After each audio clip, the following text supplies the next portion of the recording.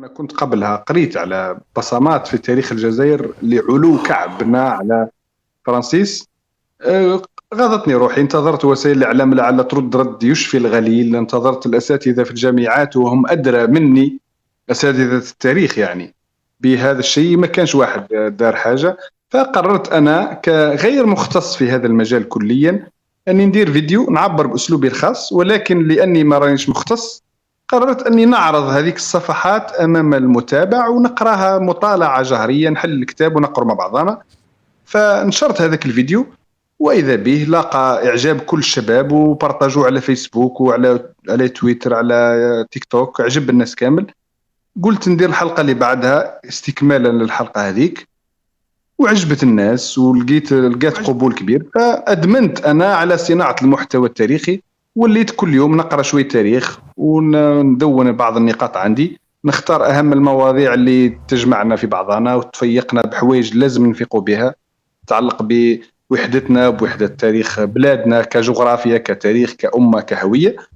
ومنذ ذلك الحين إلى اليوم عندي عام ونص تقريبا أصنع محتوى تاريخي على يوتيوب، راني في تقريبا 38 مليون مشاهدة، راني في 200 فيديو.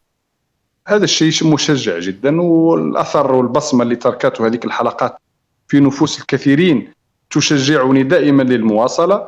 وها أنا كلما وجدت متسعا من الوقت إلا وقريت كتب تاريخ، خاصة شيء اللي عاوني ياسر وهذا نشجعكم عليه أخوتي، هو اللامتريز ولا إتقان الإنجليزية والفرنسوية وشوية إسبانيولية طليانية.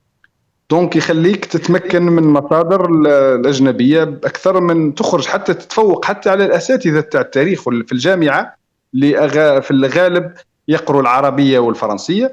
مي إذا كان واحد يقرأ الإنجليش ولا يقرأ الإسبانيش ويقرأ اللغة الإيطالية راح يلقى مصادر إضافية للمعلومات التاريخية، ويقدر يجيب لنا أخبار من النوادر اللي كانت ربما غير معروفة عند الجزائريين، لأنه كتبوا علينا طلاينة، كتبوا علينا اسبانيول، كتبوا علينا الإنجليز والفرنسيس، في حين المدرسة التاريخية القديمة كانت فقط هنا في الجزائر تروي لنا أخبارنا من المصادر الفرنسية والعربية لا أكثر يعني.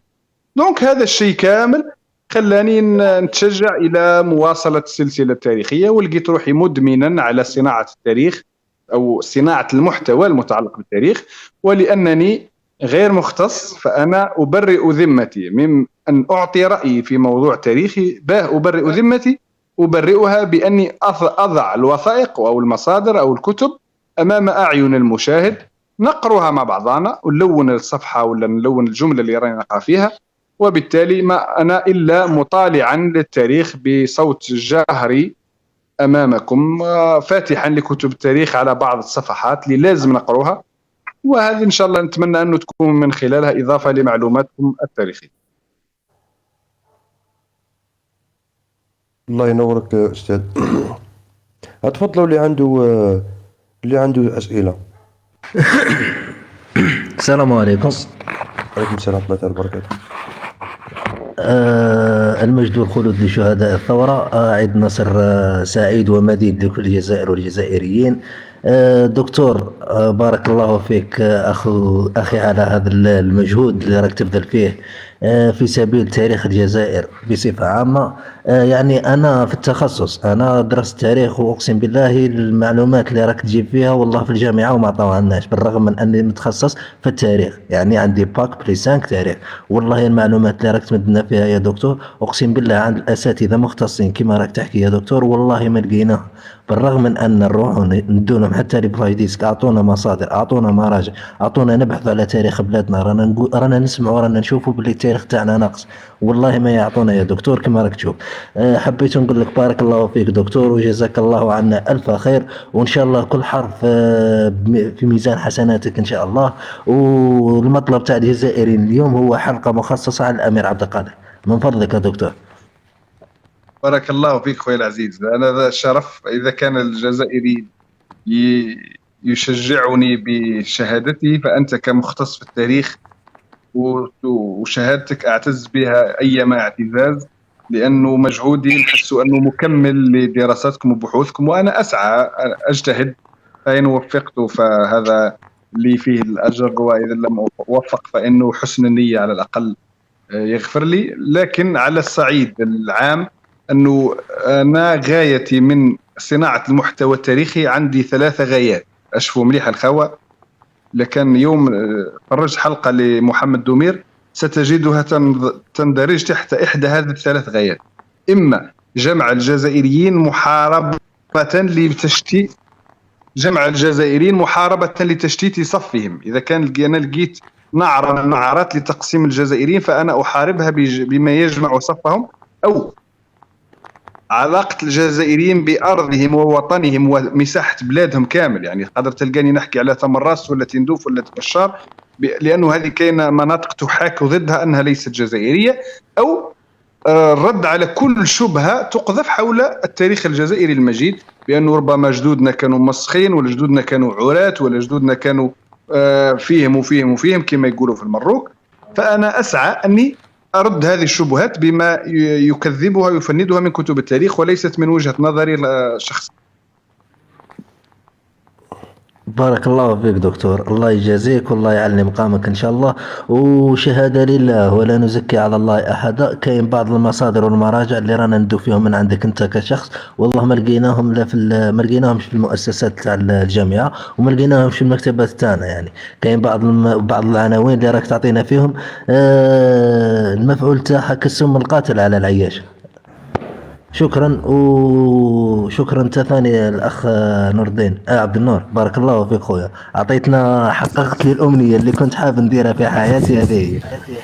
سبحان الله. والله انا اعتبروني غير خدامكم، هذا ما كان سمعتني. الله وهذا هو يبارك الهدف فيك تاعنا. خويا العزيز. شوف انا شخصيا على دخلت للتيك توك، وكما قال لك الاستاذ دومير، والله شوف انا نضيعوا وقت كتير، نضيعوا وقتنا، وقت المفروض نقعدوا مع زوجاتنا ولا مع اسرنا. ماهيش قضيه باش نقنعوا هذا الشعب المغربي هذا ما يقنعش. كون ينزل سيدنا عيسى ويقنعوا ما يقنعش. حنا قاعدين هنا باش ندافعوا على الوطن تاعنا، كما قال لك حنا في حال الدفاع. والنقطه المهمه هي قاعدين ننوروا في الشعب الجزائري. على بالك شوف انت اللي يدخلوا هنا للتيك توك ما تعرفوش هذا صغير كبير جاهل مثقف ماهوش قاري، فهمتني؟ ما حبيناهمش يطيحوا في هذوك المغالطات اللي قاعد يروج لها الشعب المغربي.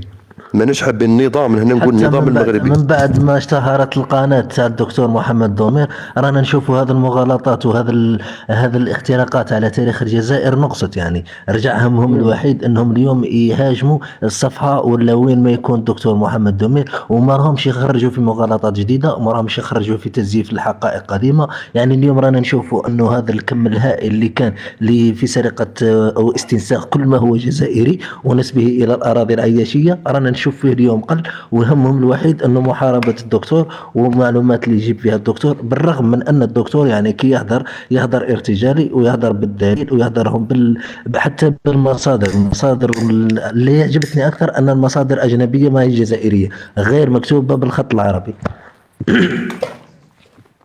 ايه بارك الله فيك الاسانسو، الله ينورك ومرحبا بك. هيا ليلتكم سعيدة، بارك الله فيك دكتور، كان لي عظيم الشرف اني نطلع ونتحاور معك. يعطيك الصحة خويا العزيز، متشرف بك. اتفضل الاخت نايس، ولا كيف الاسم ما راه يبان لي. نايس وي، اتفضلي الاخت نايس. في المايك. فتحي وما عندك المايك، اتفضلي. كنت تسمعوا فيا؟ السلام عليكم. نعم، شكرا الاخت فوزية على الدعم للبث، اتفضلي. زيد فضلك عيش. اولا حبيت نشكركم، يعطيكم الصحه، بارك الله فيكم. راح نموت بالسعاده كي طلعت مع الاستاذ والدكتور محمد دومير. سي لا دوزيام فوا، ما هضرتش معاه لا بروميير فوا، كوباولنا اللايف كي لحق دالتي، وهذه لا دوزيام فوا ان شاء الله ما يكوبيوهاش حتى نهضر. بون، اولا حبيت بيان سور نشكر مور اللايف اللي عطانا هذه الفرصه، وثانيا نشكر الاستاذ محمد دومير. حقا ما عندي حتى سؤال، باسكو تقريبا راك مكفي وموفي. بمجرد الواحد يخطر له سؤال هكا على راسه في راسه ولا يديه شك لو كان صغير باللي زعما اسكو هذيك الحاجه تكون صح، كاينه منها مغلطين زعما، ولا الاستاذ يعني يخرج يقهر كاع هذوك الشكوك. سمحوا لي يعني شويه ما نعرفش خير الكلمات باسكو الحماس. بانيكي المهم معليش. يقهرنا قاعدك هذوك الشكوك ويخلينا نزيدوا ثقة في التاريخ، نزيدوا ثقة في بلادنا، ونزيدوا حب. يعني احنا كجزائريين معروفين بحب البلد، بصح لي ديرني طون وليت نحس بلي كاين افتخار كثر، حب كثر، وطنيه كثر. لا اعلم، انا نحكي عن نفسي يعني باش ما يقولوليش الجماعه راكي تجمعي ولا. راني نحكي عن نفسي صافيك. شغل دي فوا كان تجينا حالات يأس، تجينا حالات شك هكذا. بصح مؤخرا وليت كي نسمع للفيديوهات تاع الاستاذ محمد دومير ولا اساتذه اخرين، بصح بس نحكي على الاستاذ محمد دومير. يعني يزيدنا هذاك الفخر، يزيدنا هذاك الحب، تزيدنا هذيك الروح الوطنية، الغيرة على بلادنا والغيرة على تراثنا. حبيت نقول لك بلي أنا في واحد الفيديو جامغ بيان نكون لا بروميير كيما راني دايرة في بالي، درت هاشتاغ. بصح أنا شوية ماشي شوية، صفر ثقافة تاع التكنولوجيا هذه، الانترنت والصوالح. ما عرفتش كيفاش نطلع هذاك الهاشتاغ. لو يعني إذا يسمح لي الأخ مول اللايف، حبيت في المنصة هذه نقول للإخوة الجزائريين اللي وجه ربي اللي يعرف كيفاش يطلع هاشتاغ. أنا راني صفر، يطلع هاشتاغ باش يلحقوه للمعنيين، باش نديروا الأستاذ محمد دومير يديروا له وزارة خاصة جديدة، ولا في وزارة قديمة ربي يسهل. الوزارة أنا زعما في بالي هكا تكون، مش هذا هو الاسم، بصح تكون باللي حفاظ على التراث والتاريخ. باسكو مكاش واحد راهو يحافظ لنا على التراث والتاريخ ويدافع كيما راهو هو يدافع بشراسة وببسالة.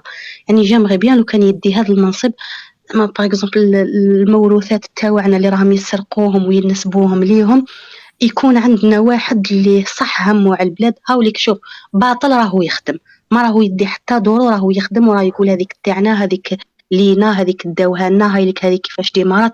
صافي هذا الانسان لو كان يكون في هذاك المنصب وتكون المسؤوليه تاعو، ايماجيني وبرك معايا واش رايح يدير. هذا وما هي مسؤوليته، يعني ماشي مسؤوليته بالك ضميريا ولا اخلاقيا ولا، بصح زعما كمسؤوليه عمل يحاسب عليها يوم القيامه. ما هيش مسؤوليته باش يخرج ويقول هاي لك كيفاش بدات، هاكم كيفاش ديتوه، ها وقتاش. اذا راكم فاهميني يعني. وهكاك راهو يخدم مسكين بضمير وبقلب، ويعني هو يؤجر عليه عند الله سبحانه وتعالى. يعني نتمنى ان شاء الله باذن الله كما قال الاخ لا نزكي على الله احدا، بصح على بالي باللي يؤجر عليه باذن الله. مي ماهوش يدي اجر مادي. ايماجيني وهذا الانسان لو كان نحطوه في منصب اللي يخدم ويكون عنده اجر مقابل هذا، كيفاش رايح يخدم؟ كيفاش راح تولي حالتنا؟ كيفاش راح يعاود يولي لنا تراثنا اذا ما قدرناش نرجعوا اللي تسلبت وتنهبت؟ على الاقل نحافظوا على اللي بقات. يعني لوجه ربي اي اخ لهنا راهو يكون يعرف في هذا الصوالح تاع الهاشتاغ وكيفاش يطلعوا للرئيس ولا الوزاره النداءات تاعنا، يديروا هذا الهاشتاغ باش يديروا لنا الاستاذ محمد دومير في وزاره خاصه للحفاظ على الموروث الجزائري. أخيرا نزيد نشكرك أستاذ محمد دومير، ونشكر مول اللايف اللي طلعني هذاك. أنا حاسة راح شفت كيما هذوك اللي يجروا مور الفنانين، يعني أنت أحسن منهم مقاما بيان سور، بصح باش نوضح لكم الصورة يعني كي يجروا موراهم ويحوسوا هكاك باش يتصوروا معاهم وقاعدين. أنا حابة هكذاك. يعني اليوم تحقق الحلم باش هدرت معاك، وإن شاء الله بإذن الله يزيد يتحقق الحلم ونلقاوك في كاش مؤتمر ولا، ونزيدوا نكونوا معك هكذا فاس وتوجو دير في بالك باللي رانا كاينه اضافه لمعلوماتنا التاريخيه. وكاين الله ينورك. معلومه والله غير يعطيك الصحه. والله غير تالي يعطيك الصحه يا استاذ محمد دومير. ما تقدرش تيماجيني الفرحه تاعي والحماس اللي راني فيه. يعني جا الليل برك شغل ما قدرتش كيفاش نعبر. بارك الله فيك، والله يعطيك ما تتمنى، والله يفتح عليك وربي يفرحكم اللي عطيتوا لي هذه الفرصه. وعاودوا هبطوني خاطرك ما نعرفش، خلوا الفرصه الناس واحدين اخرين، راهم الناس كاع متمنيه باش تهضر معاه. ويرحم ما يفكرش لي اجاباتك، يعني هكا بالدارجه، يرحم ما يفكرش لي اجاباتك. بارك الله فيك يا استاذ، يعطيكم بارك الصحه. الله فيك، والله هذا كلام يثلج الصدر ويشجع. هكذا حتى بمثل هذه التشجيعات، حتى إذا كان الإنسان يحب يفشل ولا يدير فاكونس، يولي يدير سير بريسيون ولا يدير عمل مضاعف على نفسه باه يكون ملبيا لهذا النداءات ولا لهذا التعطش تاع الشباب الجزائري باه يعرف المزيد من تاريخه. دونك كلنا ان شاء الله على جبهه الوعي التاريخي، الوعي الثقافي، باه نأسسوا جيل. هذا الجيل شعاره جذورنا عميقه ويا جبل ما يهزك ريح. بالمناسبه العمل ماهوش صعيب ياسر، نقدروا كامل نونجاجوا فيه عمل الوعي التاريخي. لكن لايف كما هذا هو منصه للحديث، فانه قراءه الكتب ايضا زياده فينا. انا ادعوكم من هنا الى انه كل واحد يختار موسوعه ولا مجلد ولا كتاب يقرا منه بعض الصفحات لنفسه، يعني ماهيش باش يهدرها، غير لنفسه فقط. على سبيل المثال موسوعه تاريخ الجزائر القديم والحديث لمبارك الميلي، موجوده PDF على الانترنت، وموجوده كتب تباع في المكتبات فيها 3 مجلدات، الاول والثاني والثالث. هذه الموسوعه اللي يقراها خلاص يولي يا جبل ما يهزك ريح، يولي يعرف تاريخ الجزائر بتفاصيله كله، من اول مخطوطه داروها الانسان البدائي في ربما في تمراست في التصيلي في العصر الحجري الى يومنا هذا، او الى الاستعمار الفرنسي يعني. فمصادر التاريخ حفظت لنا مجدنا، وما ما يحتاج فقط الا اننا نقرا. واذا كان انا ادري انه الشباب الجزائري ما يقراش، لهذا انا اجتهد اني نعوض هذاك النقص في رغبتنا في الاطلاع بموجزات ومختصرات تاريخيه. نتمنى انها تكون اضافه لمعلوماتكم التاريخيه. شوف بارك الله فيك استاذ دومير. شوف استاذ دومير، انا ما نطيق عمي احمد، حنقول غير واحد الكلمه بين قوسين وتفضل.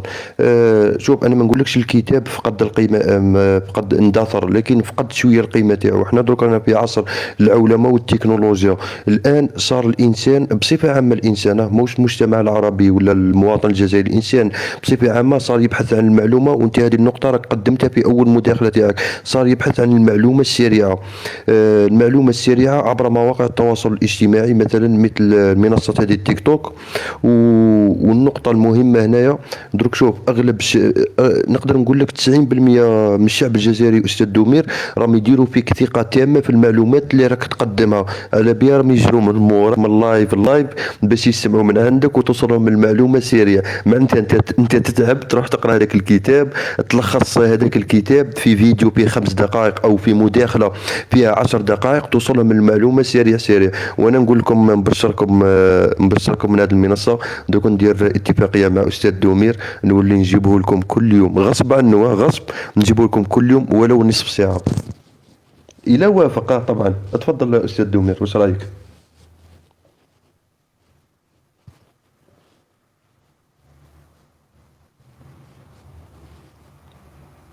استاذ دومير تسمع؟ انا نسمع فيك خويا العزيز. واش رايك في هذه النقطه؟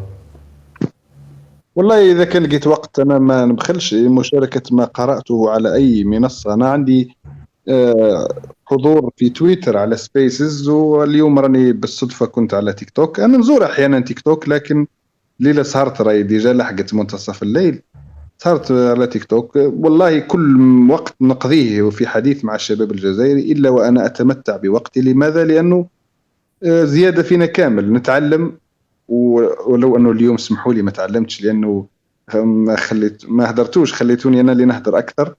لكن في سبيسات اخرى ولا في لايفز راني نهدر شويه ونتعلم كثير، وهذا زياده فينا كامل. بالمناسبه حتى لو كان نغيب انا ولا لو كان جيت وحدكم بدون محمد دومير لكنت على المستوى، يعني المستوى عموما المستوى الجزائري، رغم انه ما همش يقروا وما همش يطالعوا، الا انه مستوى الشباب الجزائري في المعرفة والثقافة التاريخية والوعي أرفع بكثير من مستويات أخرى ما نسموهاش بالاسم. لكن أنا ساعات نحضر كضيف فقط مستمع على تيك توك، نحضر في جلسات مغربية تونسية مصرية حتى قور ساعات، ونشوف المستوى الثقافي العام. والله نعود نقول فيف الشباب الجزائري، البسيط فيهم والسامبل فيهم خلاص كي يحكي معلومات عندها أصل تاريخي وعندها ما يثبتها، فما بالك المتعلم والمثقف. على عكس يعني الناس أخرى تهدر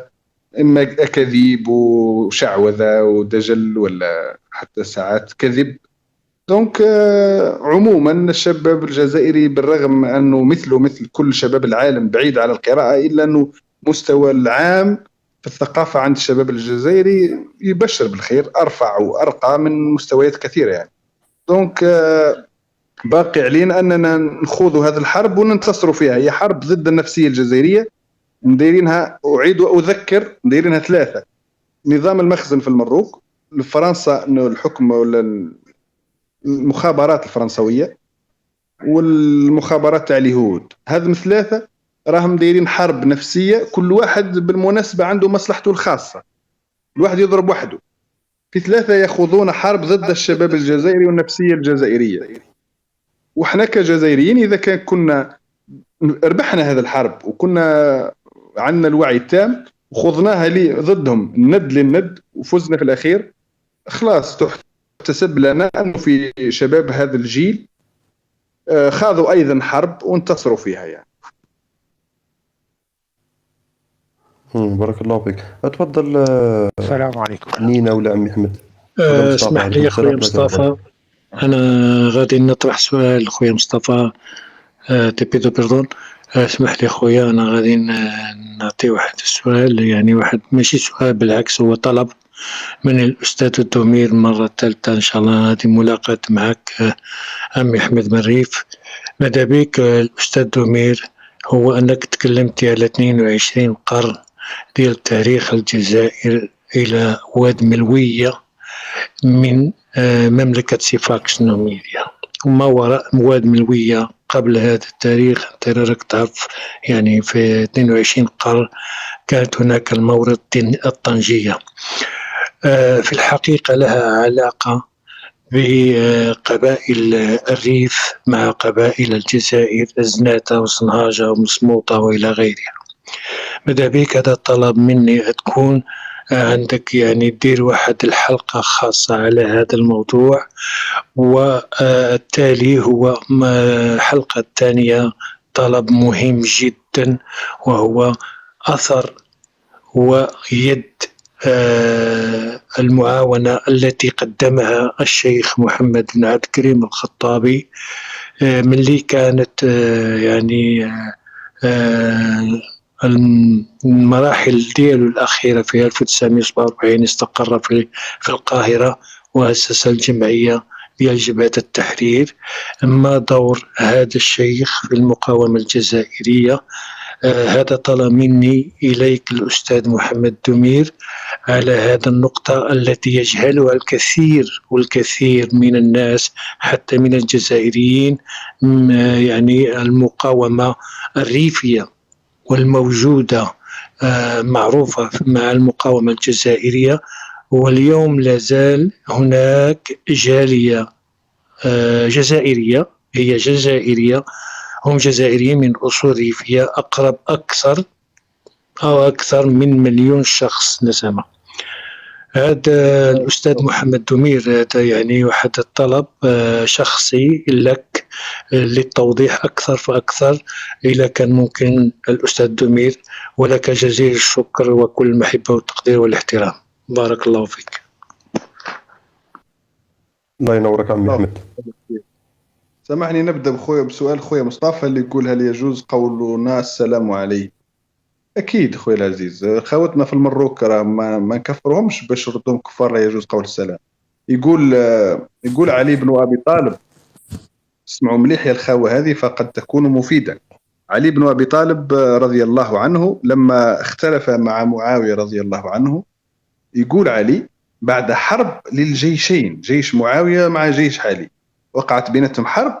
في نهاية الحرب يقول علي، يقول: إخواننا بغوا علينا، معناه اعتدوا علينا وظلمونا، ولكن سبقها بكلمة إخواننا. فخوتنا في المروك ذوك مهما جاءنا من سوء منهم فنقولوا إخواننا بغوا علينا. هذه وجهة نظري الشخصية، نردوا البغي تاعهم، نحبسوهم عند حدهم. لكن باش تقول لي أنا هل يجوز نقول لهم السلام عليكم، أنا ما رانيش في حرب عقدية معاهم، احنا على عقيدة واحدة، هم أداة بيد اليهود صحيح، لكن الشعب المغربي راهو خاطئ، الشعب المغربي راهو بريء كل البراءة مما يحاك ضد الجزائر. كاين عندنا نظام علوي مخزني، عنده مستشارين يهود، عندهم فكر يهودي.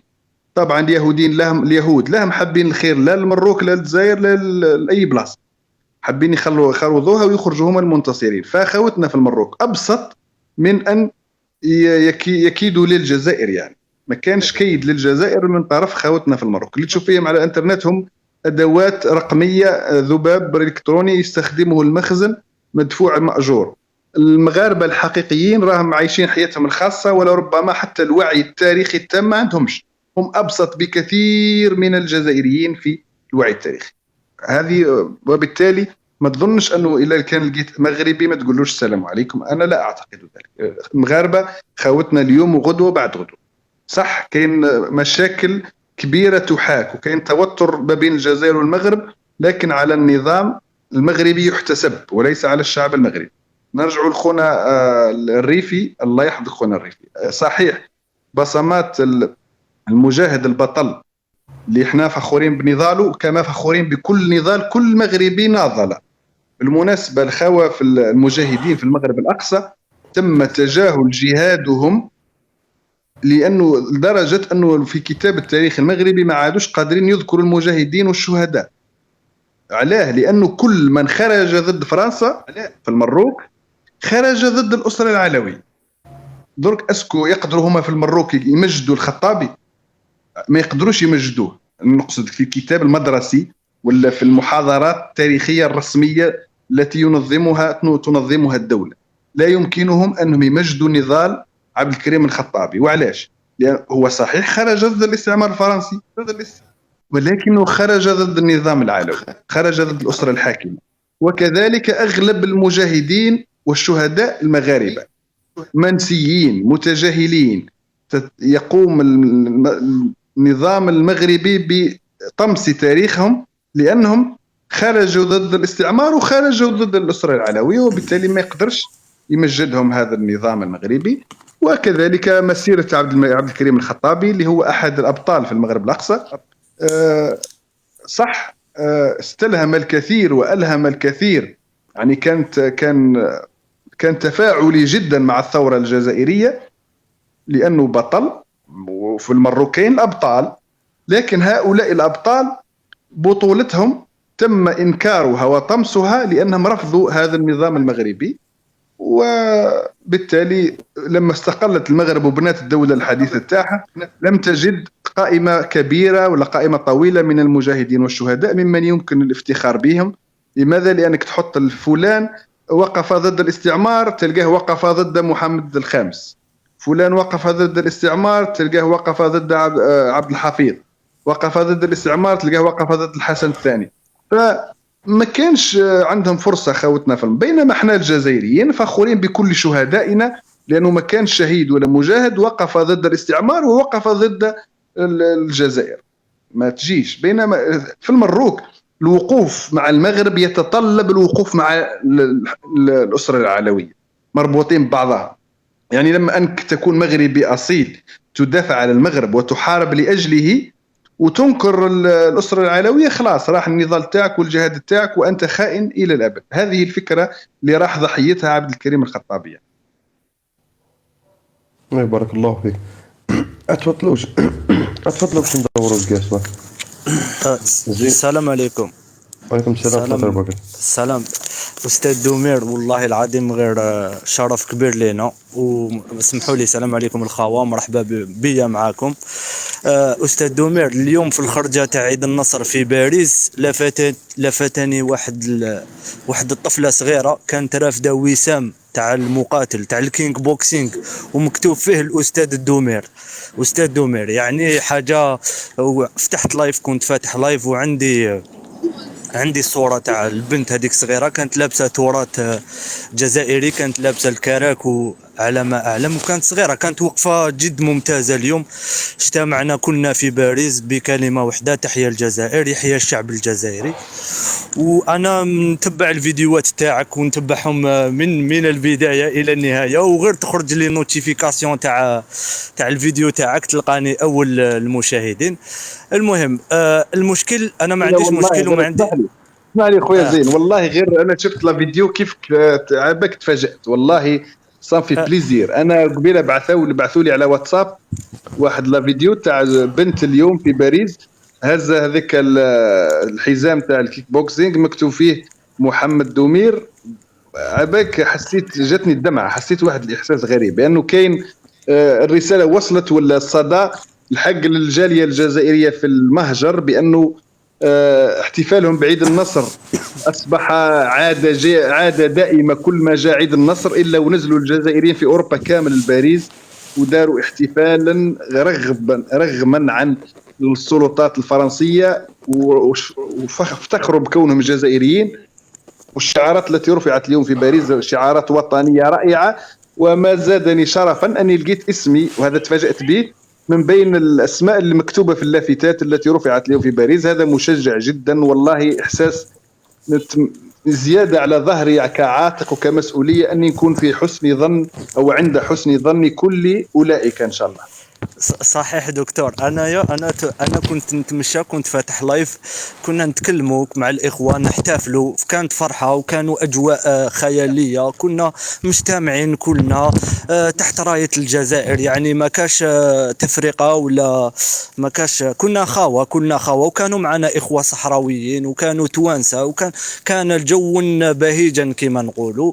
وانا قلت لك انا استوقفني هذاك المنظر، كنت نتمشى في الطريق، شفت الطفله لابسه الكراك الجزائري وهزه هذيك الرايه تاع هزه وسام المقاتل ومكتوب فيه محمد دومير، حتى توجهت لها ومن بعد قال لي الاب تاعها، قال لي تعرف الاستاذ دومير؟ قلت له اكيد. قال لي انايا نحب الاستاذ دومير. قلت له لا معليش نصورها. قال لي ماهوش مشكل. انا انسان نحب نتكلم في التاريخ واغلب لايفاتي الله يبارك. ابعث لي لافوتو تاعك، ابعث لي في فيسبوك لافوتو تاعك اللي كان صورتها والله. اوكي عندي لايف دوك عندي لايف ما ابعث لي الرابط تاع اللايف تاعك في فيسبوك لا باج اوفيسيال اللي راهي فيريفيها. اوكي انا عامل لك متابعه، انا اصلا انا عامل الله لك يبارك. متابعه. ابعث لي لا فيديو خلي نزيد نبارطاجيها. يعطيكم الصحه. ما فيش مشكل. استوقفني وتكلمت مع الاب تاعها بلا مزيه دكتور، والله هذا شرف لينا. تكلمت مع الدكتور مع الاب تاعها، قلت له معليش نصور. الاب تاعها وقيلا في بروكسل ولا ما في لا بلجيك وعطى خدا مني الرقم تاعي. قال لي لا تبحث على التاريخ وتتكلم في التاريخ. قال لي ماشي مشكل. قال لي احنا نعاونوكم، وخداني الرقم تاعي الوالد تاعها. المهم صورتها وعجبتني اللفته هذيك، وانا قلت لك من اشد المتتبعين ونحب تاريخ المنطقه ككل، نتكلم على تاريخ المنطقه ككل. المهم استوقفني انا طلعت في اللايف هذا باش نقول لك بارك الله فيك وشكرا جزيلا على كل ما تقدمه، وهذا حافز لينا احنا ولينا نحبوا تاريخ والله العظيم. شوف كشعب جزائري واش راهم يديروا الاخوه المغاربه اليوم، يعني حببنا في التاريخ، ولينا نبحثوا شكون احنا، نبحثوا نحبوا نعرفوا شكون نديروا قديما وانا على كل حال نعرف تاريخ وما نعرفش تسمى انسان باحث شويه هكذا في التاريخ. واش حبيت نقول لك استاذ، شفتهم يتكلموا في واحد اللايف على واحد الكتاب شراه واحد الانسان شراه من المغرب. هذا المغرب يتكلم على المغاربه قديما يعني قبل 1908. في الكتاب هذا يقول المغاربه لهم بطولات ولهم. انايا شفت في واحد الحلقه من الحلقات تاعك، وشفت من عند مؤثرين واحد اخرين انه قديما كان المغرب هو عكس المشرق، يعني ما كانش دوله بعينها اسمها المغرب، يعني كانت كل الدول التي تقع غرب مصر اسمها المغرب، تونس وليبيا المغرب الادنى، الجزائر المغرب الاوسط، والمغرب الاقصى هو المغرب الحالي اللي راهو اليوم. يعني هما راهم يتفاخروا خصوصا ببطولات في فلسطين، يقول لك احنا المغاربه وقمنا. انا قلت لهم لم يكن في ذلك الوقت اي بلد اسمه المغرب حاليا، يعني في دستوركم تاع 1908 سميت كل رعيه مراكشيه سميت بالدوله المغربيه الشريفه ولا المملكه المغربيه الشريفه. يعني هذا هو السؤال تاعي باش ما نكونش خطا، وبارك الله فيك. ونحبط انا نخليكم ونبعث لك الفيديو هذاك حبيبي عبد النور. بارك الله فيك استاذ دومير، ربي يوفقك وبارك الله فيك. السلام عليكم. بارك الله فيك خويا زينب. ردا على سؤالك في 30 ثانيه اسمح لي نختصر. اذا كان لقيتوا في كتب التاريخ القديمه كلمه مغرب فانه من ليبيا ورواح، لكن لقيتوا موروكو ولا مراكش ولا فاس فهي اسم الدولة المغربية المعاصرة واضحة يعني. أما إذا كان لقيتوا في الكتب العربية المغرب ما تخلعكمش كلمة المغرب على أنها أساس المغرب الحديث. المغرب في الكتب العربية في التاريخ فهي من ليبيا ورواح، إلا إذا ذكر معها المغرب الأقصى. إذا ذكر معها المغرب الأقصى فإنه يخصها. أما كلمة المغرب يقدر يحكي على تونس بصفتها المغرب، على الجزائر بصفتها المغرب، على المغرب بصفتها المغرب. تسميتهم بالمغرب طبعا هم أحرار، ما نشرح نمنعوهم على سموا بلادهم المغرب، لكن في 1908 فعلا كما قال خونا زين داروا دستور قالوا يتحول اسم مراكش إلى المغرب، وكل رعية مراكشية يصبح رعية مغربية، وسميت بالمملكة المغربية. هذا شأنهم يخصهم. لكن احنا ما تجيبليش انت كتاب في 1700 ولا 1600 مكتوب فيه المغاربة كانوا أبطال وتقول لي انت هو مغاربة اليوم. مغاربة كما مثلا الباب المغاربة في المسجد الأقصى هو باب الجزائريين، ومعروف إذا كان باب المغاربة كلمة كبيرة نحوسوا نضيقوها ونحوسوا تاريخيا شكون هو الشخص الذي سمي لأجله باب المغاربة، فنلقوه أبو مدين شعيب الغوث اللي هو من تلمسان، وبالتالي ما ولاتش المغرب الأقصى. دونك كلمة المغرب في الكتب القديمة تختلف على المغرب المعاصر، وهذه مغالطة أنا نظنها جهلا منهم، جهلا من خوتنا في المغرب الأقصى المعاصرين اللي يتوقعوا يعني يقراها على بساطتها على سطحيتها كلمة المغرب في الكتب القديمة، ويجي يجري ويقول لك هاي المغرب وهاو الدليل. المغرب في القديم كانت الجزائر اسمها المغرب الأوسط، وتونس كان اسمها المغرب الأدنى، والمروك كان اسمها المغرب الأقصى أو فاس أو مراكش. وأنا لو كانت تلاحظوا في اليوتيوب نروح ندير الحلقة نديرها مدوزية، نديرها سريعة، يعني ما قعدش أنا ندير في الأردواز ولا نجيب اللوحة والطباشير ونقعد نفهم. قادر أنا نبسط ندير الحلقة فيها 20 دقيقة ونقعد نفهم واحد ما هوش حب يفهم هاي الكلمة وهاو الدليل وهاي، ونقعد نعاود ونشرح. أنا نحاول ننتقل من معلومة إلى أخرى على أساس أنه الناس كامل يفهموا. من بعد نلقى أنه الحلقات تاعي فهموها الجزائريين وفهموها الناس كامل، إلا خوتنا في المروك يعاودوا يطعنوا في نفس الحلقة. وعلاش؟ لأنه الحلقة تجي مدوزية شوية، تجي سريعة ما فيهاش لا ريبيتيسيون. ومن بعد ديرنيير مو فهمت بأنه باش تفهم خوتنا في المغرب الأقصى الحقيقة التاريخية ولا خبر تاريخي لازم تجيب الجملة وتقعد نص ساعة وانت تحضر فيها وتعاود. وما رانيش نفهم في الابتدائي، أنا مانيش مضطر أني نقعد أنا ندير حلقة 20 دقيقة ونص ساعة حتى تولي مملة. أنا نهدر المختصر المفيد ونمد رؤوس الأقلام ونفتح لكم أنتم مجال أنكم تعاودوا تبحثوا في المواضيع، على الأقل نسلط الضوء على صفحات معينة، واللي حب اللي يهمه الموضوع واللي حب يزيد يفهم يقدر يتيليشارجي الكتاب ويقرأ الصفحات اللي قبل وبعده. بارك الله فيك. المهم السلام عليكم. السلام عليكم. السلام عليكم ورحمة عبد الله النور. وبركاته. خلوني نحمبوك شنقريحة في الجاست. تفضلي نينا تفضلي، خلوني نطلع. راك عارف راه الوقت بزاف متاخر هنايا باغي نسولها باش نرقد. السلام عليكم استاذ محمد دكتور، يعني على كل وتشرفت بيك والحمد لله اني تواجدت معك اليوم في جاست. عندي تقريبا شهر انا نجري من موراك من بث البث، ونوافق الاخت اللي تكلمت لك وقالت لك نديروا لك هاشتاج انك تكون وزير للثقافه، وانا نتمنى ما يكونش برك هاشتاج، يعني تكون حتى لو اضطرينا للوقوف امام الوزاره الجزائريه ونطالبوا بمكانتك كوزير ثقافه يشرفنا صراحه. وانا اتكلم معك من مبدا استاذه يعني باللغه العربيه في الجزائر عندنا، ويشرفني أنك تكون وزير للثقافة. يعني بصراحة عندك يعني منطلق جد مهم لتاريخ وحضارة الجزائر، ويشرفنا أنك أنت من تحمل هذه الراية كوزير بكل صراحة. أستاذ، أنا السؤال اللي باغي نطرحها عليك هو في يوم من الأيام شتك في بث وأنا لحقت في المعلومة على الأخير خلاص بالنسبة للعلاقة تاع الأهرامات المصرية في المادة الأولية اللي تبنت بها الأهرامات أنها مادة مأخوذة من مسقط رأسك، على حسب ما أنك تكلمت الحين وأعدت مدينة مسقط رأسك. فأستاذ لو تتكرم وتفضل يعني تعيد لي المعلومة هذه أو تعطيني بالأحرى المصدر، لأنه أنا أيام دراستي في الماجستير لفلسفة الفن طرقت لبحث عن الفراعنة، الرسم والنحت عند الفراعنة، طرقت لبعض الكتب وأخذت منها معلومات، منها فن النحت المصري القديم بين الالتزام وحرية التعبير، أكيد أنت عندك دراية بهذه الكتب، محمد الحمامصي، يعني مجموعة من المصادر أنا استعنت بها في بحثي أثناء الماجستير. هذه المعلومة صراحة عجبتني بزاف وتشرفني أنه تكون المادة الأولية اللي تبنت بها الأهرامات المصرية مأخوذة من أرض الجزائر. يعني هذا أصلا يثبت للناس اللي تنكر وجود الجزائر ويتمشوا بكلمة المستثمر الفرنسي رئيسهم ماكرون أنه يقول الجزائر تواجدت فقط من 1962. هذه أصلا معلومة تثبت وجود الجزائر من قرون وقرون. وأنا يعني تبعت معلومتك يوم قدمتها وقلت أنه الجزائر تتواجد منذ 22 قرن يعني، والحمد لله، وهذا فخر وشرف لنا. لو تتكرم أستاذ فقط تعيد لي هذه المعلومة، أو بالأحرى تعطيني المصدر وأنا نروح نبحث فيه المصدر وناخذ المعلومة ولب الموضوع منها. ومشكور وبارك الله فيك والله يزيدك علم ونور، وأنت فخر وفخر لينا. والولد اللي تكلم لك وقال لك أنه البنت تتمشى بوسام عليه اسمك في فرنسا، حتى احنا يشرفنا أنه الجزائر تقدم لك أشرف وسام في الجزائر.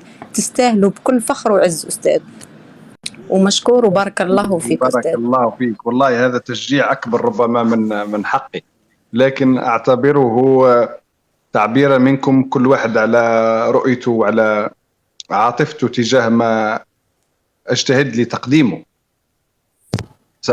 سأختصر، اسمحوا لي خوتي، سأختصر الموضوع اللي طرقت ليه الآنسة، اللي هو ما قلته في السابق حول فضل الحضارة العاترية على الأهرامات المصرية.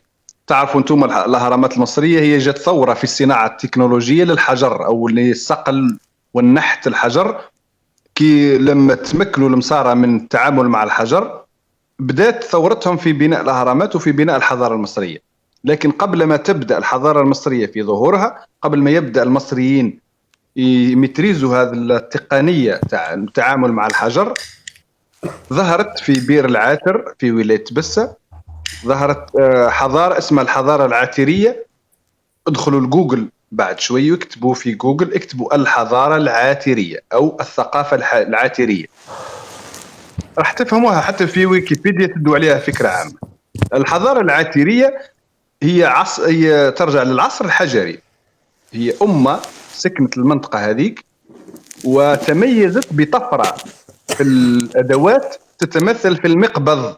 بعد ما كان الإنسان يهز حجرة يكسر بها حجرة ولا يصنع بها شيء، صنع للحجر هذاك ولا للسكين صنع له مقبض البراء. دونك ولا يدير عصا ويربطها بالخيط في الحجرة ولا في الموس ولا في الأداة اللي يقطع بها. إذن أنا عرضت حلقة في اليوتيوب، لو كنت تدخلوا في اليوتيوب وتكتبوا الحضارة العاترية والحضارة المصرية وتكتبوا معها محمد دومير باه جبت لكم العشان تاعي، تلقوا الحلقة فيها الكتب والمصادر اللي تذكر هذا الشيء. اختصارا قلت فيها ولا عرضت فيها صفحات من كتب تقول بأنه تمكن الإنسان العاتري من إضافة أداة فعالة جدا تقنية، وهي ذراع الموس أو ذراع السكين أو ذراع المطرقة. معناها كي تشوف درك تهز سيشوار ولا تهز أي أداة في الدار عندها ذراع، عندها براء مقبض، تذكر أنه أول من صنع المقبض في التاريخ البشري كله هو الإنسان العاتري، وهو موثق باسمه بالحضارة العاترية.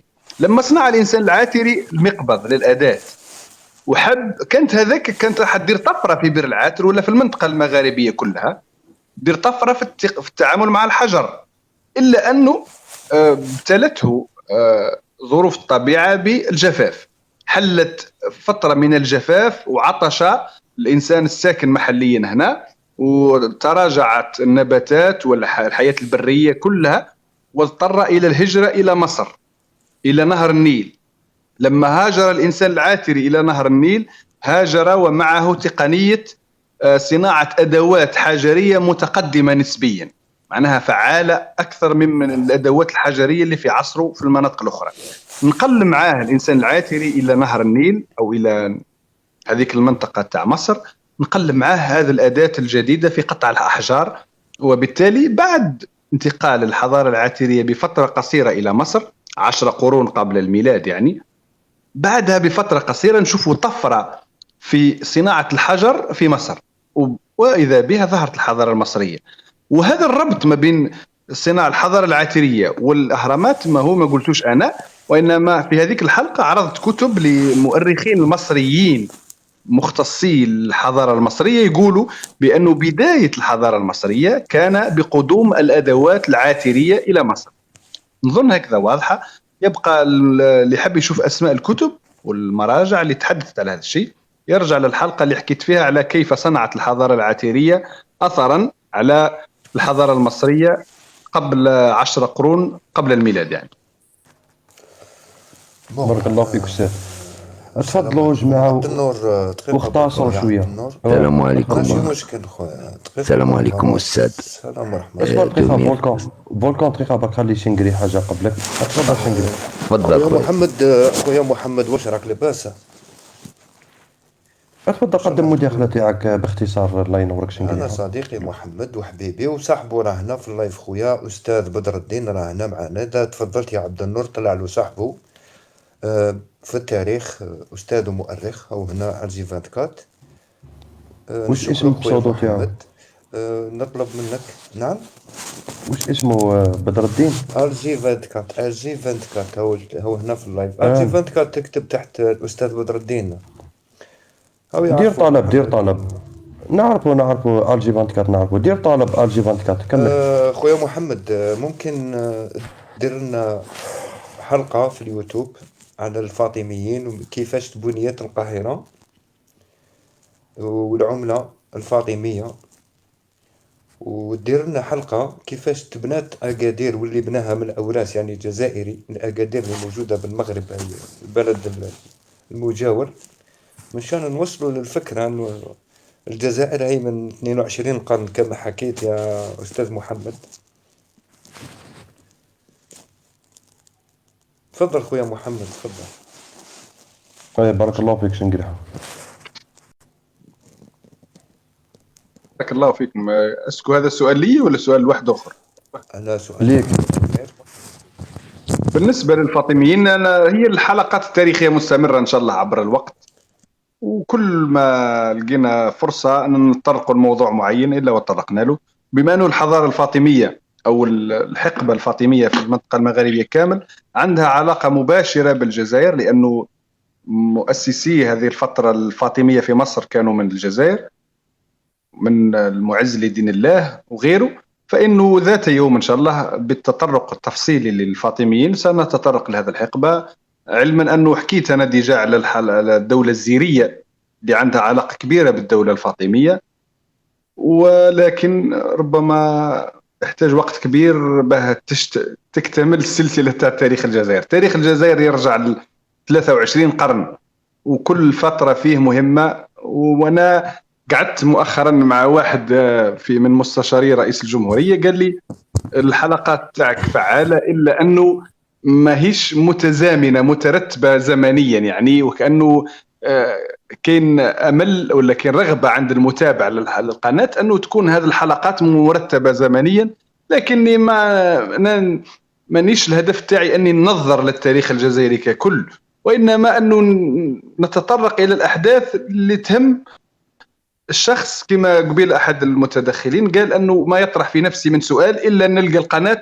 تاع دومير نزلت حلقة في هذا الموضوع. يعني أنا أطرح السؤال بيني وبين نفسي اللي تطرحوه أنتم، ثم أبحث عن إجابة لي وأجيبها كمطالعة جهرية جماعية على الإنترنت.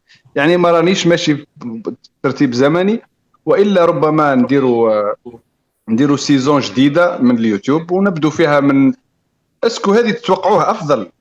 قولوا لي انتم كمتابعين اسكو تتوقعوا انه من الافضل لي اني نحبس القناه لمده مثلا 20 يوم ولا شهر، ندير بوز نوجد ادوات ومعدات تسمح لي باني نبدا سلسله تاريخ الجزائر من 23 قرن من سيفاكس مثلا ولا من غايا، نبدو من هذاك الفتره ونروحوا بها قرن بقرن قرن بقرن الى يومنا هذا، ولا نبقوا نعالجوا في المواضيع الاهم فالاهم. ربما كان أحداث مهمة في القرن الثالث عشر ثم نرجع للأول ثم نرجع للتاسع عشر، والله أعلم.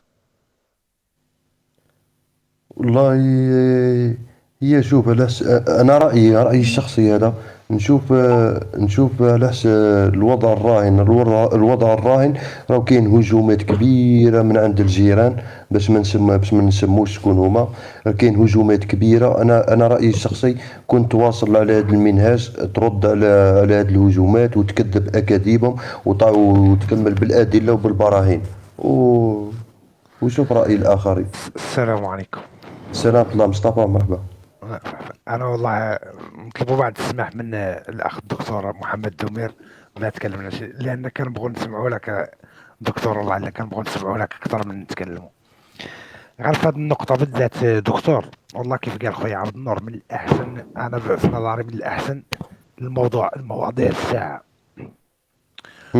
ونظن من اجمل شيء دكتور، هذا كان طلب كنت انا باغي نطلبه لك، وهو واحد الفتره من التاريخ الى قد درنا عليها شي حلقات من اجل تنور بزاف من الشباب وكل شيء. وهي الفتره ديال من قبل الحكم ديال مولاهم عبد الحفيظ في المغرب، يعني من 1906، ولا قول من مؤتمر الخزيرات اللي انبثقت عنه اتفاقيه الخزيرات. لاني كنظن بان هذه الفتره من 1906 ارفع صوتك مصطفى. من 1906 حتى ل 1912 انا كنظن هذه هي الفتره الاهم باش يعرفها كل واحد، باش نعرفوا النظام العلوي الحالي.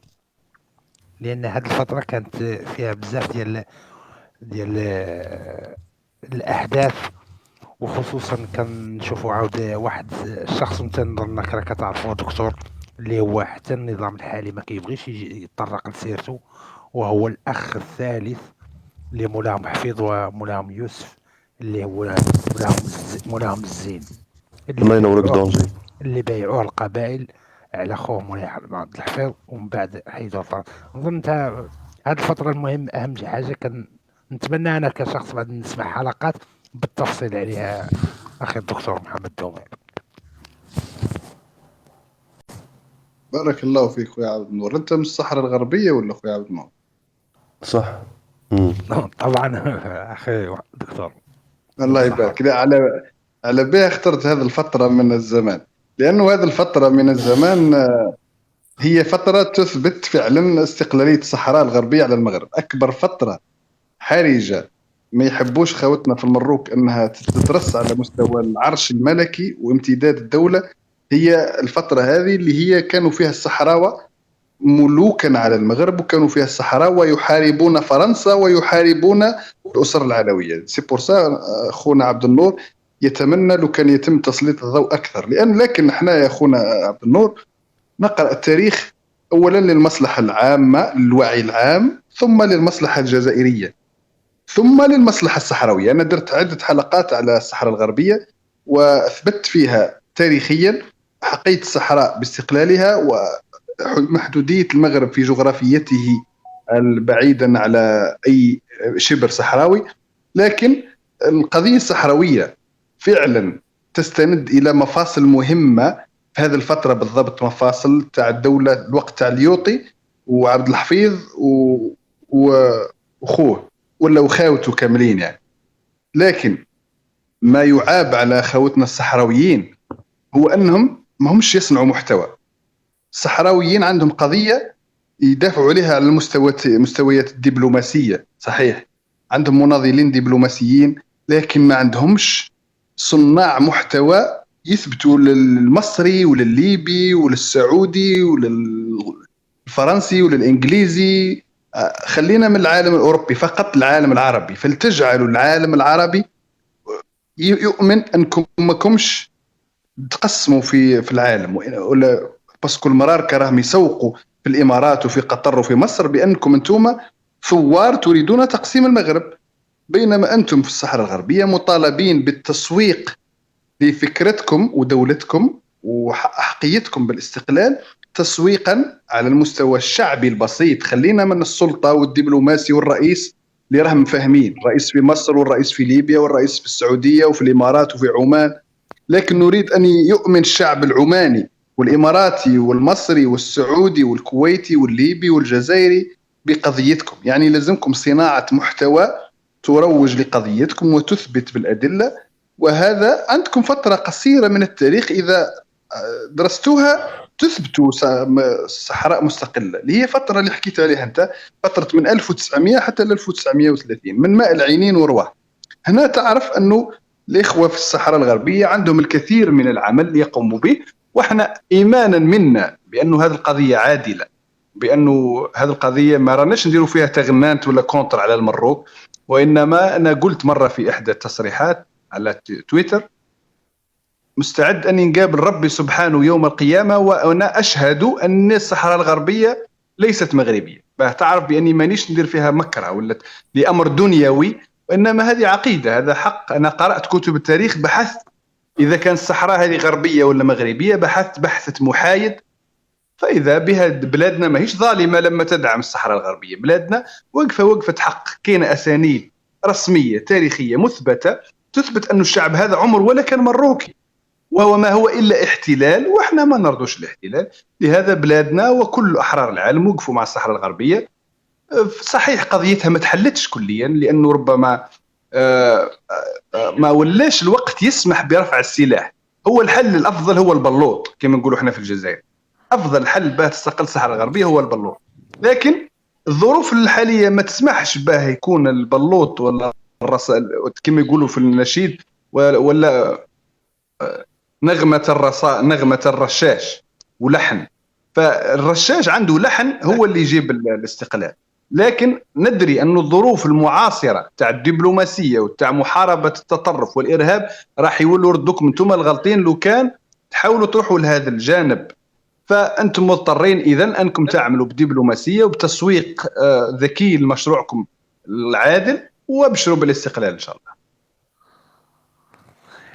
والله إذا سمحوا لي الإخوة، جاني عمر سؤال من واحد الأخ موريتاني معنا في اللايف، بعث لي بسؤال للدكتور على أنه يتكلم له على الدكتور يطلب منك تتكلم له على الشيخ ماء العينين،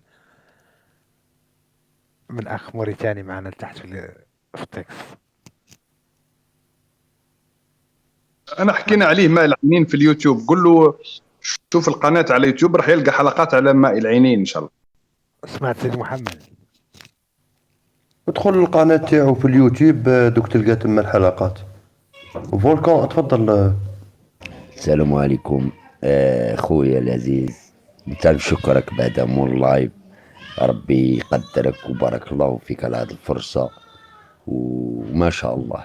وأخ دومير فخر والله العظيم أفتخر أنني انتظرت كثير لكي أتشرف أن أكون معك في هذا اللايف، ولأول مرة نعملها في تيك توك. من اللي دخلت تيك توك بهدف واحد، نفس الهدف أخي، في قضية اللي سألتنا كرأي أنك تبقى 20 يوم أو شهر وانت ما زعما باش ترتب. أنا أقول لك أننا نفتخر بك، طريقتك عجبتنا، طريقة في الوقت المناسب، في الرد المناسب، مع كما يقول لك سلاح يجرح كثير المكذب والمشكك في هذا البلد العظيم، بلدنا الجزائر، كنا متفقين فيه. أنا عارف قيمة إنسان بطل، إنسان اللي نتشرف به أن ابن بلدي، وأني أفتخر أنني جزء من هذا الإنسان. والله العظيم أقولها بكل صراحة. منين أنت أخويا فولكان؟ منين؟ أنا من بشار، من ولاية بشار، وطلعت لك باغي باش نركز لك، باش تبدأ تركز في الفيديو نتاعك على هذه المنطقة بالذات، لأن القوم الآخرين كما راك تقول هذاك المخزن وهذوك يزرعوا أكاذيب كثيرة، يريدون زرع التشكيك في أبنائنا في المنطقة مدبية. أنت اللي صح تنجم تكون الردع لهذا الأكاذيب وهذا المشككين. تفرج في ما قبل آخر الفيديو نتاعك على حرب الرمال، فعلا أنصح الجزائريين أن يشاهدوا هذا الفيديو، روعة بالدليل. بما قلت صدقت. عندي أعمل في جامعة طاهري محمد بشار، عندي كتب تاريخية قيمة كما قلت، قرون وقرون، تاريخ الجزائر من عهد الفينيقيين الى خروج الفرنسيين، يعني من عندي كتب من 814 قرن قبل الميلاد الى تعرف 1900. الخوة في البشار عندهم، اسمح لي خويا العزيز، نعم. الخوة في البشار عندهم موروث مطبوع ياسر. هذاك النهار واحد الاستاذ في بشار في الجامعه، حتى هو جاب رقمي، نعم. ما نعرف منين جابه، وعيط لي قال لي عندي وثائق مهمه جدا نحبك تشوفها. قلت له اذا كان جابتني فرصه البشار راني نزورك، والا مرحبا صورهم وبعثهم لي في الانترنت. واش والله دار خونا؟ واش دار؟ الله يجزاه خير. راح دارهم في انفلوب ودفعهم في البيوس تاع بشار تبسه، وجا قال لي راهم يجوك في البيوس، واستناهم واستنيتهم في تبسه. وهذا وثائق جدا راني نوجد على ملف كامل يخص منطقه بشار، انطلاقا من الوثائق اللي بعثهم لي الاستاذ من بشار، بعثهم لي في البيوس، استلمتهم في تبسه. وهذا دلاله على انه اهل بشار يتبعوا الحلقات، واهل بشار متعلقين جدا بالتاريخ وواعيين جدا وحابين يروجوا كل شبر من ارضهم نعم بشكل فخر.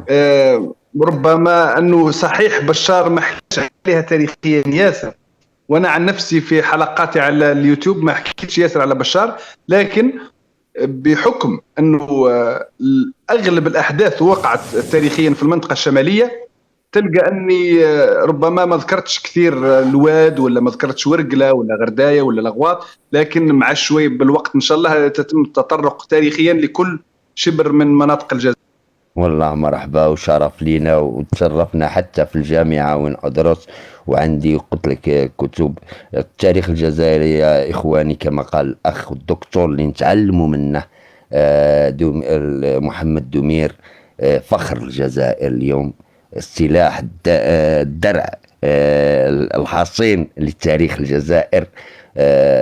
والله فخر لنا يا أخي، واش نقول لك، شرف لنا وبارك الله فيك. ونتمنى أن كل الشعب الجزائري يركز على هذه النقطة بالذات، لأنهم يريدون التشكيك والمغالطات، وانتم تعرفوا أنهم يكذبوا الكذبة ويصدقوها. تاريخ الجزائر عريق. بشار القنادسة من أول دائرة اللي شعلت فيها المصباح، واللي كان فيها الكهرباء، أول منطقة في إفريقيا كلها. هذا بحد ذاته تاريخ. واد ناموس. هناك كثير التحدث لكي نفتخر بهذا الوطن اللي نشكر الله والحمد أننا كنا جزء منه، والحمد لله على نعمة الإسلام وعلى نعمة الجزائر.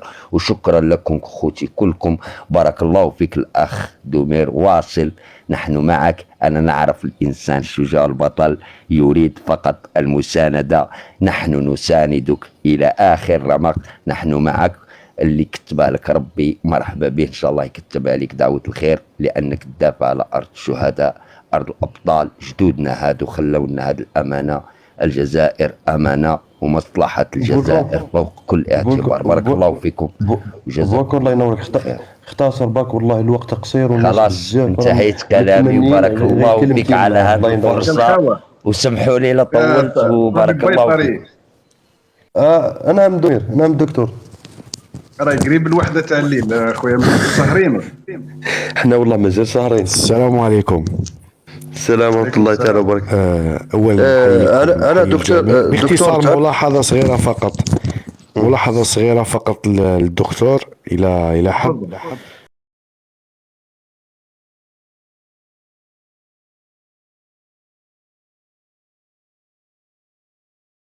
انا من المتتبعين لك. الملاحظة تاعي هي أنا دائما شاهد الفيديوهات تاعك، لكن يعني نتمنى منك تاخذ هذه الملاحظة بعين الاعتبار، اللي هي الترجمة باللغة الفرنسية واللغة الإنجليزية. يعني انت راك تشوف عندنا الكثير من الجالية الجزائرية متواجدة بفرنسا، يعني حتى كاين جزائريين ما يعرفوش اللغة العربية، وهذه حقيقة وما لازمش نهربوا منها. يعرفوا لغات أخرى مثل الفرنسية الإنجليزية. نتمنى أنك تأخذ بعين الاعتبار هذه الملاحظة، وشكرا وسامحني بزاف. بارك الله فيك خويا لوراس. بالمناسبة هذا دلالة على قمة الوعي، لما جزائري يطلب أنه ولا يتمنى ولا ينصح بترجمة الحلقات، دلالة على الوعي، على باله إلى أي مدى يمكن أن يصل أثر هذه الحلقات ونبشركم انه القناه تاعي راهي عندها ترجمه فرنسيه وانجليزيه، سايكزيست ديجا. الترجمه الانجليزيه متوفره في قناه مستقله، قناه اخرى كليا تبث من كندا وتعيد نشر كل حلقاتي بصوت انجليزي كامل. الترجمه الفرنسيه تتم على قناتي انا من خلال شاب جزائري يسكن في العاصمه، يعطيه الصح متبرع بوقته، كل ما نهبط حلقه يدير عليها السبتايتلينج ولا كيف نقولوا الترجمه من تحت، يكتبها باللغه الفرنسيه. فاولاد العاصمه او اولاد فرنسا، الجزائريين اللي في فرنسا والجزائريين اللي في بروكسل وفي اوروبا راهم يقدروا يتفرجوا قناتي وتخرج لهم الترجمه من تحت بالفرنسيه. اما اصحاب اللغه الانجليزيه راهم يقدروا يشوفوا قناتي النسخه الانجليزيه التي تبث من كندا، وهي مترجمه كليا الى اللغه الانجليزيه، يعني صوت وصوره. يعني اسم القناه بالانجليزيه. بارك الله فيك دكتور. أنا عندي 3 أسئلة لك، ولكن باختصار شديد. فاتح دقيقة بارك الله ينورك، اصبر نشوفوا بابا هاني طلعتك خويا. بابا خويا بارك الله فيك، عرقت وانا نحوس باش طلعنا تعطينا الفرصة. لا والله كنت شوف انت ما درتش طالب، وانا والله درت لك ابوني ومن الصباح نبعث لك انفيتاسيون انت ما كنتش تاكسبتي فيها، وانا قريت بزاف لي كومونتير تاعك. هاني طلعتك خويا، تفضل. واش راح نقول لك الاخ محمد دومير، واش راح نقول لك؟ يا معذبهم يا قاهرهم يا كل النوعات الجيده هذه اللي راك عاملها فيهم. واش راني حاب نقول لك الاخ محمد دومير، انا كمبدا ماشي عامل ابوني لاي واحد في الاخر الا انت. وكما قالت هذا كبير في اليوتيوب نعمل لك وين كون عندك اكونت حنعمل لك ابوني، غير ما تخافش، وندعموك باي طريقه يكون عندنا. الدعاوي اللي دعوهم لك اللي قبلي هذو اللي هضروا كاع ضربهم في مليار في ألف ان شاء الله ربي يوفقك. والله هذا اكثر مما استحق، وهذا من فضلكم ويعطيكم الصحه. والله يا اخي انا عندي واحد النقاط حبيت نضيفهم اذا معليش. كان النقاط اللي نشوف فيها كثير من الجماعه يطلبوا منك دير لنا والله شغل نظن كثير عليك، وان شاء الله الجزائر هذه فيها بزاف عباد اللي يقدروا يديروا كيما انت، ويديروا على الاقل لو كان توري لهم. على باليش انايا كما قلت انت اصلا تانيك على المؤرخين هذو، وين راهم المؤرخين هذو؟ انت تقول كهوايه شوف واش عملت وبوسائلك الخاصه بالمؤرخين. حكيت معاهم اساتذه الجامعات الجزائريه في ماده التاريخ والدكتوراه ورئيس قسم التاريخ في جامعه قسنطينه وغيرهم، حكيت معاهم ولكن فهمت وش هو اللي راه منعهم من اقتحام عالم الانترنت، الا وهو ظنهم بانه هذا المستوى مستوى هابط. فيقول لك انا ما نقدرش، انا دكتور استاذ جامعي نقعد في انترنت ندير يوتيوب ولا فيسبوك ولا تيك توك، هذا مستوى ما يسمح ليش. هما ظنهم، هما اللي غالب عاده الاساتذه الجامعيين كامل عندهم كانه واحد تصور انه الاستاذ الجامعي حاجه كبيره وما يمكنش ينزل وسائل التواصل ويحكي فيها. أنا لمست هذا فيهم، وبالتالي فهم بحاجة إلى أنه يعاودوا يتصوروا ويفهموا بأن وسائل التواصل هذه إذا غابت فيها النسور حلت محلها الغربان. أنا حاولت أن يستدرج بعضهم إلى تيك توك وإلى فيسبوك يوتيوب، لكن وجدت منهم تمنعا من اختراق أو استعمال هذه الأدوات لنشر التاريخ، لأنهم يشوفوا فيها مستويات لا تليق بهم، وأنا ما نختلف معهم. أنا دركا راني قاعد مع خوتي وصحابي بكل سرور وما نشوفش فيها شيء نقص مني ولا يزيد فيها، يعني بالعكس رانا كامل في بعضنا. هذا ما يمنعش انهم يديروها يا خويا، ما حبوش يديروها بطريقه تاعك، والله غير على الطريقه تاعك ولا اروع، فهمني، ولا اروع بالادله بمختلف الادله بكلش. ما يمنعش بطريقه اكاديميه، خليهم يديروا فيديوهات اكاديميه ويعملوا فيها كلش. هذا بابا شوف الدكتور محمد انفرد عليهم بالاسلوب تاعو، سمعتني، بالاسلوب يعرف كيف يوصل لك هذيك المعلومه ولو انت جاهل، انت جاهل امي بس عرف كيف يوصل لك. عباك باش توصل انت هذيك المعلومه بهذه الطريقه اللي وصل فيها استاذ دومير، عرب اللي او يبذل في مجهود كبير، سمعتني. شوف انا اللي قلت هذيك تاع الظهور تاع محمد دومير، خاصه الفيديو تاعو في هذه المرحله كاين هذيك اللي يقول لك لكعبتي رب يحميها، قل لهم الجزائر الجزائر رب يحميها. سخر عباد بابا حاول تختصر. بابا حاول تختصر، الله ينورك، وكاين بزاف ثاني والله. على بالي. المهم انا تعبت باش صحت لي هذه الفرصه، مانيش احنا نحرم الاخرين. بارك الله فيك اخي دومير. واذا كان شخص في حياتي بالك نقدر نحب نتصور معه، مع اني في حياتي سافرت تقابلت مع عدة شخصيات سواء فنيه ولا رياضيه، ولا ما حاولش نتصور معهم، بس انت باذن الله اذا تلاقيتك نتصور معاك ونحوس عليك ونتصور معاك باذن الله. ان شاء الله يسعدني انا نزورك ان شاء الله نتلاقوا ونتعرفوا على بعضنا عن قرب ونتصوروا مع بعضنا. انا اتشرف اخويا العزيز. وحتى لو الحق تخمامي انه نخاف عليك كاع من هذا اي هجمات ولا اي اعتداء عليك. ان شاء الله ربي يحفظك وما واحد ما يمسك، واللي يمسك رانا هنا. ربي يحفظك. الله ينورك بابا.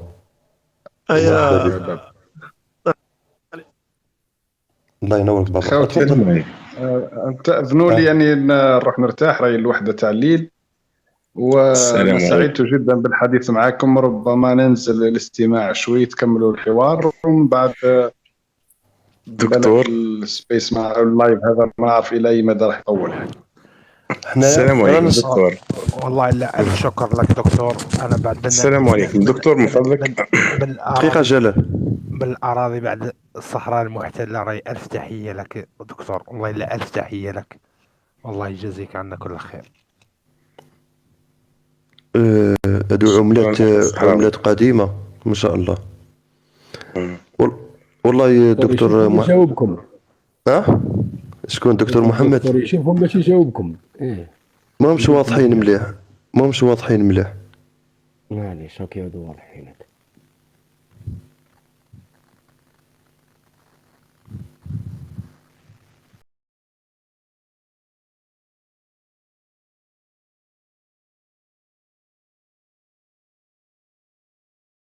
سهرت معنا والله ينورك على هذا الوقت اللي عطيتوه لنا.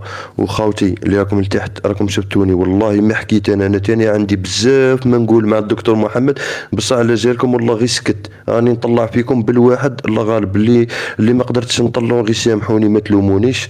وان شاء الله نتمناو دكتور ما تكونش هذه الزياره الاولى والاخيره.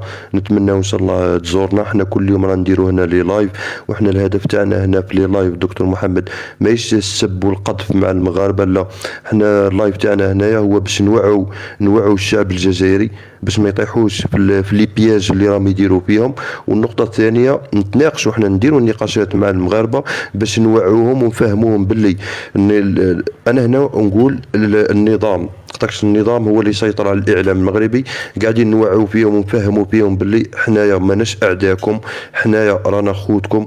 النظام المغربي راه يكذب عليكم، قاعد يلهي فيكم، يقول لكم الجزائر فيها الجوع والطوابير وهذيك الامور التافهه باش ما تلهوش بالسياسه الداخليه البلد. بلدكم راهم يقسموا فيها، راهم يجيبوا يبنوا لكم في مستوطنات، وانتم راكم لاهيين غير في الجزائر. هذه النقطه الاولى.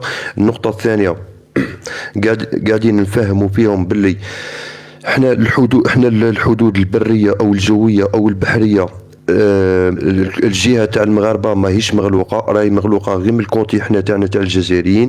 وراه منتهجين واحد السياسه هي الشعب المغربي يستعطف الشعب الجزائري باش يقولوا حنا خاوه ويجبدوا عنده، ويروحوا في نفس الوقت يوصلوا واحد الرساله للمجتمع الدولي باللي شوفوا الشعب الجزائري راهو يحبنا ونحبوه. النظام تاعنا المغربي موش غالق ولا حدود، لكن شكون يغالق الحدود وشكون يفتعل في المشاكل وشكون يفرق بالشعوب هو النظام الجزائري بالسياسه تاعو. غلق المجال الجوي والبحري والبري والجوي. حنا هذا هو الهدف تاعنا هنا في اللايف. وماذا بيا ناخذ رايك في هذه النقاط هذه اللي راني قاعد نعملها انا في اللايف دكتور محمد. معليش تدخل برك. دقيقة برك جلال الله ينور، نسمع الرأي تاعو برك في هذه النقطتين اللي قلتهم.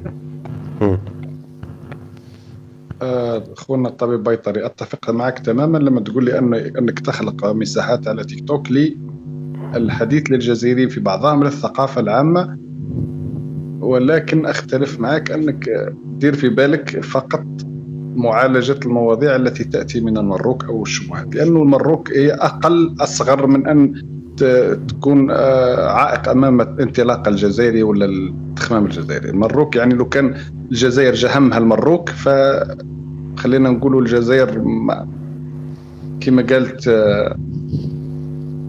زوجة أبو سفيان، بالك تعرفوها كامل القصة هذه. نحكي لكم قصة صغيرة في آخر الليل وانتم ديروا بها العبرة. زوجة أبو سفيان اسمها هند بنت عتبة، معروفة قصتها. هند بنت عتبة لما ولدت معاوية بن أبي سفيان، معاوية كان صغير وكانت تقود فيه تمشي وياه بالبرة، فعثر معاوية. عثر، هو كان طفل لكنه عثرة صغير تاع أطفال صغار خلاص. قالت له تبا لك، يعني قالت له ولدها تبا لك.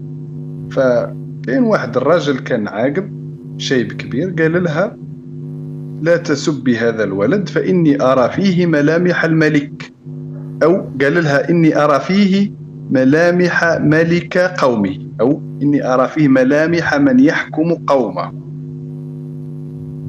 قالت له هند تبا له إذا كان سيحكم قومه فقط، يعني لكان راح تخمام الجزائريين هو المروك فتبا لهم. الجزائريين همهم وانشغالهم وانطلاقهم ومستقبلهم ما يرتبطش بوش قالوه خاوتنا في المروك ربي يهديهم ولا وش قالته فرنسا، ولا يعني احنا كجزائريين يجب أن تكون تحدياتنا تحديات كبيرة، ما نلتفتش، ما نجعلش أن المروك هي قضيتي الأولى والأخيرة، وما نجعلش فرنسا قضيتي الأولى والأخيرة، وإنما الجزائر هي دولة عملاقة، دولة كبيرة، موقعها قوي وشعبها قوي، تاريخها قوي، وحتى الثروات اللي يميزها بها ربي سبحانه. تخيل حذنا المروك وحذنا مالي والنيجر وليبيا وتونس وموريتانيا والصحراء الغربية، واختار ربي سبحانه الجزائر وجعل فيها، يعني احنا جدودنا ورثونا أرض تحت ترابها كنوز، عندنا الذهب والفوسفات والزنك والمغنيسيوم والحديد، وعندنا البترول والغاز. هذه الدولة مساحتها مساحة قارة وشعبها 50 مليون بهذا الروح الحماسية. احنا الجزائريين نكون نختلفوا في بعضنا نتقاتلوا قتال شديد عنيف. احنا الجزائريين فينا عنف زايد على كل الأمم الأخرى. احنا الجزائريين وارثين واحد الهمة وواحد النفسية متقدة شاعلة، يعني فينا طاقة زايدة. شوفوا الجزائريين في فرنسا، أنا عشت 9 سنين من حياتي في قطر في الخارج، تعرفت على الجالية الجزائرية في قطر، وشفت الجالية المصرية والتونسية والمغربية والليبية، وشفت الأوروبيين وشفت السيويين. صدقوني غير الفرد الجزائري متميز صح في نفسيته في ذهنيته. دونك هذه الأمة الجزائرية بالمقومات اللي عندها، إذا كان همها فقط المروك ما تسميهش بلادها. بارابوروش عندها من مقومات، يجب أن يكون همها أنها تناظر الروس، تناظر الأمريكان، تناظر الصين. معناها عندنا صح أدوات باش نكونوا ألاوتور، باش نكونوا في مستوى عالي جدا جدا. يعني صح يجب أن نخصص بعض من طاقتنا لسد بعض الشر اللي جاي من جهة المروك، ونخصص جزء من طاقتنا لسد شر جاي من فرنسا وشر جاي من اليهود. هذه ممثلات اللي أنا نؤمن أنهم يبيتون الشر للجزائر، مروك وتونس واليهود. طبعا المروك معاذ الله، أنا أقصد الشعب المغربي البسيط، أقصد نظام المخزن واضح جدا. دائما أي صراع جزائري مغربي فإنه وراه نظام المخزن، يعني هذا وش نقصد. فما تحاولوش يا خاوتي تظنوا أن المروك تستحق من الجزائريين الالتفات بكل الرأس، وإنما نظرة بالعين برك تكفي، وخلي رأسك متجه أمامك. هذا باش ما تجعلوش كل اللايفات تاعكم همكم الوحيد هو المروك. بالعكس افتحوا مواضيع على العلاقات الجزائرية الإسبانية، على المواضيع العلاقات الجزائرية الفرنسوية الإنجليزية، على الجزائر والروس، الجزائر والصين، الجزائر والألمان، الجزائر وإفريقيا، جنوب أفريقيا ولا مالي ولا النيجر ولا مصر. فهنا تحس أنك أنت كجزائري أنت تصنع الحدث ولست دير في ردة فعل على استفزازات مغربية. صحيح أنا ربما أغلب محتوى قناتي موجه لسد بعض الشبهات ولا الثغرات اللي يفتحوا فيها المغاربة، لكن إذا كان أنا توجهي في هذا الشيء ما نكونوش كامل في هذا التوجه. هذا باب ربما نخصوا له مجموعة من الشباب الجزائريين يسدوه، هو باب المروك، فليسد البقية أبواب أخرى، لأنه همة بلادنا وتطلعات بلادنا هي أنها تروح بعيد، تكون في الطليعة، تكون دولة عظمى، والدولة التي تلتفت فقط للمروك لن تكون دولة عظمى. أخي تتفقوا معي في هذا الشيء ولا لا؟ متفقين معك دكتور محمد. معليش غير زلت لي اسمعني طالع قبلكم يا جماعه، عطيوني كلمه ونهبط. دقيقة باش دقيقة جلال باش ما ياخذوهاش من عنده كلمة. يا ودي غير زلت لسان الناس باش يقول فرنسا قال تونس، غلط فقط. زلت لسان باش ما ياخذوهاش على تفاوتنا على العين والراس. لا انا نقصد الثلاثي اللي هما قلت هما المروك وفرنسا واليهود توانسة على العين والراس، يعني ما كان زلت لسان فقط. ما كان صح. عبد النور كي تولهت لهذه الحاجة. دكتور انا موجه لك 3 اسئله بس الجواب تاعهم ماشي اليوم، غدوه ان شاء الله دينا عليهم حصه. هي اولا الحدود المستقيمه في الجنوب الجزائري، علاه جات خط مستقيم 3000 كيلومتر، هذيك الاولى. والثاني السؤال الثاني هو الفرق اللي ما بين العميل بالقلم والعميل بالسلاح.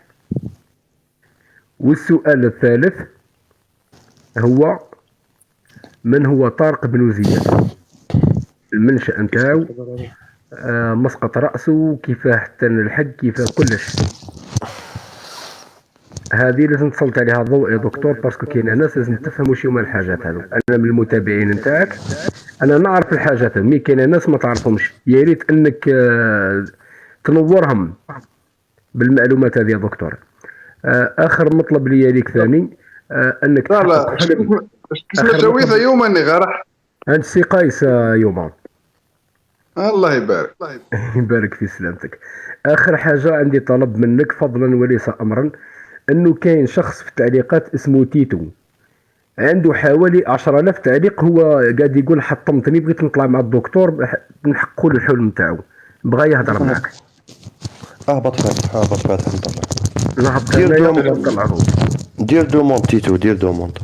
ربي طلب. الاسئله تاعي كانت واضحه، غدوه ان شاء الله تكون عليها حلقه. بالمناسبه اللي طرح المواضيع على انا درت حلقه على الحدود الجزائريه ودرت حلقه على طارق بن زياد، فيحتاج المتعرف الجديد على القناه انه يدير طله يشوف ال 200 فيديو اللي درتهم. انا درت تقريبا 200 او 200 وشيء، يقرا العناوين ويشبع رغباته في الثقافه العامه من خلال هذيك المصادر اللي عرضناها، وراح يلقى الكثير. اغلب المواضيع التي تجي في ذهن الشاب الجزائري متعلقه بالتاريخ رانا طرقنا لها، باقي فقط يعني الاثراء وبشوي حتى نغطوا كل التاريخ الجزائري من خلال موجزات وملخصات سريعه ان شاء الله. تيتو طيب، دوك نطلعك تيتو طيب. شكرا دكتور. السلام عليكم دكتور، تحيه لك من عند خوك جلال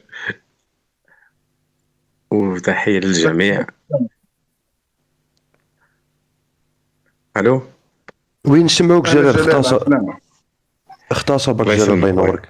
اخويا تحيه للجميع وتحيه من صديقي البيشير ليك يا دكتور، ليك خاصه. فهمتني دكتورك تعرفني نورمالمون، البرومو تاعك تسمع فيا؟ نسمعوك. ايوا ويعرفني الدكتور البرومو تاعو، راني جار وفاميل هشام مزود، البرومو تاعو كنا نقراو مع بعضنا.